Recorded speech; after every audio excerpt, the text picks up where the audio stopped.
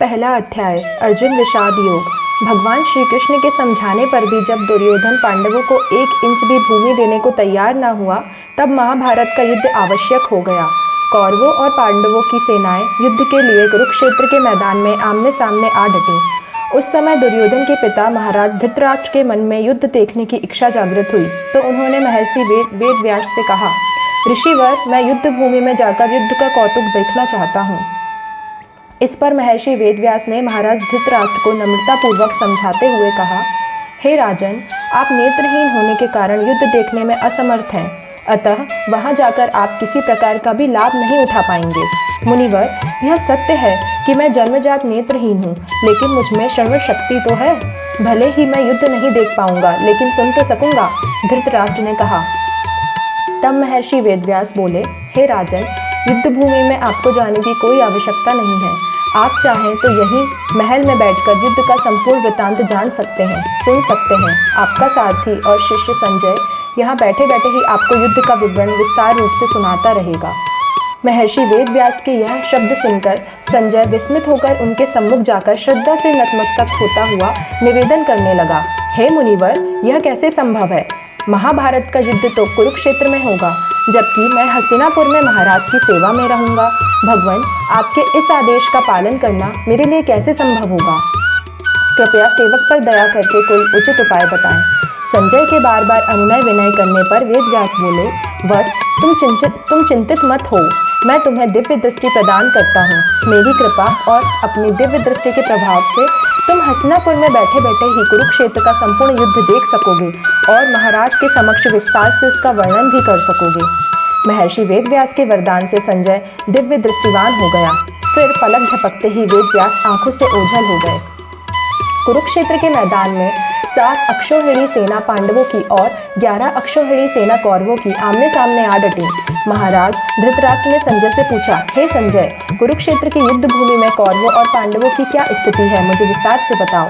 संजय ने महर्षि वेदव्यास के द्वारा वरदान में मिली दिव्य दृष्टि से कुरुक्षेत्र की ओर चेहरा घुमाकर कहा, राजन, आपके पुत्र दुर्योधन पांडवों की 7 अक्षौहिणी सेना पर दृष्टि डालते हुए गुरु द्रोणाचार्य के पास गए हैं और उन्हें संबोधित करते हुए कह रहे हैं कि हे गुरुदेव, आप पांडवों की विशाल सेना पर दृष्टि डालिए और यह देखिए कि इस विशाल सेना की व्यूह रचना आपके ही बुद्धिमान शिष्य द्रुपद पुत्र धृष्टद्युम्न ने की है। उसके साथ साथ पांडु सेना में भी बड़े बड़े वीर योद्धा हैं। हे आचार्य, मैं आपको इस सेना में उपस्थित हर योद्धा के विषय में बता देना उचित समझता हूँ। सर्वप्रथम तो कुशल धनुर्धर और शूरवीर अर्जुन है। उसके अलावा युद्ध की हर कला में पारंगत और बलशाली भीम, राजा युयुधान, महारथी राजा द्रुपद, राजा विराट, चेकीतान, महापराक्रमी धृष्टकेतु, महाबलशाली काशी नरेश, कुंतीभोज, पुरुजित, विक्रांत, नरश्रेष्ठ शैव्य, युद्धामन्यु, महावीर उत्तमौजा, द्रौपदी के 5 पुत्र तथा अभिमन्यु आदि सब युद्ध के लिए तैयार हैं। यह सभी एक से बढ़कर एक महारथी और युद्ध कला में प्रवीण हैं। हे गुरुवर, हमारी सेना में आपके अलावा भीष्म पितामह हैं। मेरे लिए अपने प्राण न्यौछावर कर देने वाला मेरा परम प्रिय मित्र कर्ण है। युद्ध विजेता कृपाचारी और महाबलशाली अश्वत्थामा, जो तरह तरह के अस्त्र शस्त्र धारण किए हुए हैं।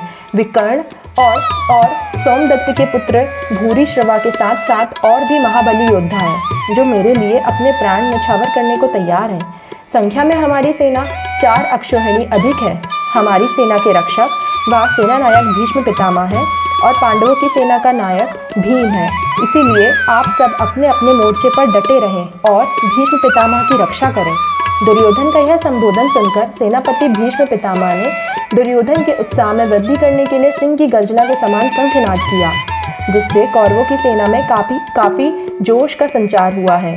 उसके पश्चात अन्य वाद्य यंत्र, मृदंग, ढोल, रणसिंगा आदि बजने लगे हैं, जिससे वातावरण में भय उत्पन्न होने लगा है। संजय बोला, हे राजन, अब मैं पांडु सेना का वर्णन करता हूँ। भीष्म पितामह के शंखनाद के जवाब में भगवान श्री कृष्ण और अर्जुन ने भी अपने अपने शंखों से शंखनाद किया। इसी प्रकार भीम ने पौंड्र, युधिष्ठिर ने अनंत, विजय तथा नकुल और सहदेव ने घोष व मणिपुष्पक नामक शंखों से शंखनाद किया। जिस रथ पर भगवान श्री कृष्ण विराजमान है वह रत्न जड़ित एवं स्वर्ण निर्मित है। जब उस रथ के पहिए घूमते हैं तो उनके चलने से मेघों की गर्जना के समान ध्वनि उत्पन्न होती है। रथ के घोड़े रुई के समान सफेद हैं, घोड़ों के मुख अति सुंदर हैं। ऐसे सुंदर घोड़ों के रथ पर सारथी के रूप में भगवान श्री कृष्ण विराजमान हैं तथा योद्धा के स्थान पर श्री कृष्ण भक्त अर्जुन हैं। हे राजन, जब पांडवों की ओर से शंखनाद हुआ तो दुर्योधन, भीष्म तथा अन्य योद्धाओं का हृदय छलनी हो गया। तब अर्जुन ने कौरवों की सेना को देखकर सिर ऊपर उठाया और भगवान श्री कृष्ण से कहा कि हे देवकी नंदन, आप मेरा रथ दोनों सेनाओं के मध्य में ले जाकर खड़ा कर दें।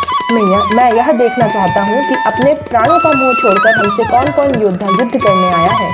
अपने बुद्धिहीन भ्राता दुर्योधन का हित चाहने वाले वो जो महाबली इस युद्ध भूमि में आए हैं, एक बार मैं उन्हें देखना चाहता हूँ।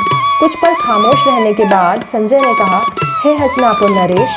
अर्जुन के ऐसे वचन सुनकर भगवान श्री कृष्ण ने रथ दोनों सेनाओं के बीच ले जाकर खड़ा कर दिया और अर्जुन से कहा कि हे पार्थ, यहाँ पर एकत्रित कौरवों और उनके बलशाली योद्धाओं को भली भांति देख। अर्जुन ने कौरवों की सेना में बहुत से योद्धा देखे। उनमें से भीष्म पितामह, गुरु द्रोणाचार्य, कृपाचारी, ससुर, पुत्र, पौत्र और अपने अनन्य मित्रों को उस सेना में देखकर उनका दिल करुणा से भर गया। वह दुखी मन से भगवान श्री कृष्ण से बोले, हे पृथ्वीनाथ, युद्ध के लिए आए अपने सगे संबंधियों को देखकर मेरा दिल शोक में डूबा जा रहा है। मेरे अंग शिथिल पड़ते जा रहे हैं, जिह्वा सूख रही है, मेरे शरीर का रोम रोम कांप रहा है, मेरे शरीर में ज्वाला सी धधक रही है, मेरा धनुष बाण मेरे हाथ से छूट रहा है और मेरी टांगें मेरे जिस्म का बोझ उठाने में सक्षम नहीं रह गई है।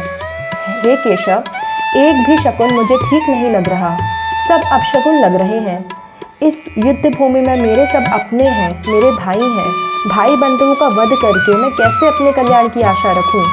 हे पृथ्वी वल्लभ, मैं अपने आत्मीय जनों का वध करके विजय नहीं चाहता। मुझे न राज्य चाहिए और ना ही सुख।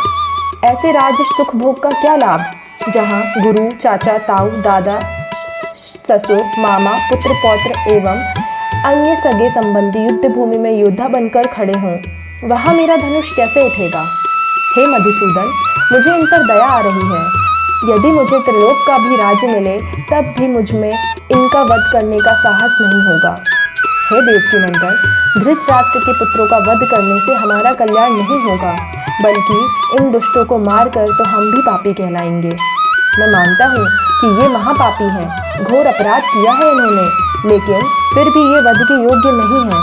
हे भक्तवत्सल, स्वजनों का वध करके हम कैसे सुख की प्राप्ति कर सकते हैं? यह मुक्ति का मार्ग नहीं है।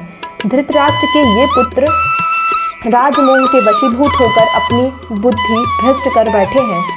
यदि इन्हें कुल को नष्ट करने या अपने मित्रों के साथ कपट करने में दोष नजर नहीं आता तो क्या इनकी भांति मैं भी सिर्फ सत्ता लोलुपता को ही देखूं? हे श्री कृष्ण, मैं कुल का नाश होते कैसे देख सकूंगा? कुल का नाश होने से पुरातन काल से चला आ रहा हमारा प्राचीन धर्म संकट नष्ट हो जाता है और जब धर्म का नाश होता है तो कुल में पाप की वृद्धि होती है। हे वासुनंदन, जब पाप बढ़ने लगता है तो कुल की स्त्रियां कुल कलंकित और व्यभिचारिणी हो जाती हैं। जिनकी कोख से वर्ण संकर संतान की उत्पत्ति होती है, ऐसी वर्ण संकर संतान ही कुल को नरक की आग में धकेल देती है। श्राद्ध, तर्पण आदि तथा मोक्ष के रास्ते लोप हो जाते हैं, जिससे पितर उत्तम लोकों से गिरकर दुर्गति को प्राप्त होते हैं। इसीलिए हे श्री कृष्ण, जिसके द्वारा कुल का नाश हुआ या जो कुल नाश का कारण बना, उसके सिर पर पूरे कुल के पाप आ जाते हैं। वह कुल नाशक सदैव नरक ही भोगता है। यह न्याय शास्त्र का सार है। अर्जुन पश्चाताप की धधकती ज्वाला में जलने लगा और दुखी मन से कहने लगा, देखो भाइयों, राज्य और सुख के प्रलोभन में मैं अपने ही कुल का नाश करने जा रहा था। नहीं, अब मैं शस्त्र नहीं उठाऊंगा। शस्त्र विहीन होकर धृतराष्ट्र के पुत्रों के सामने जाऊंगा। उनके हाथों में शस्त्र होंगे और मैं निहत्था उनके सम्मुख खड़ा रहूंगा। यदि शस्त्रहीन देखकर भी वे मुझे मार देंगे तो इसमें कल्याण मेरा ही होगा। अर्जुन के द्वारा शस्त्र रखने पर संजय ने फिर कहा, हे राजन, अर्जुन ने शोक विहल होकर अपने शस्त्र त्याग दिए हैं और लगभग अचेत अवस्था में बैठ गया है।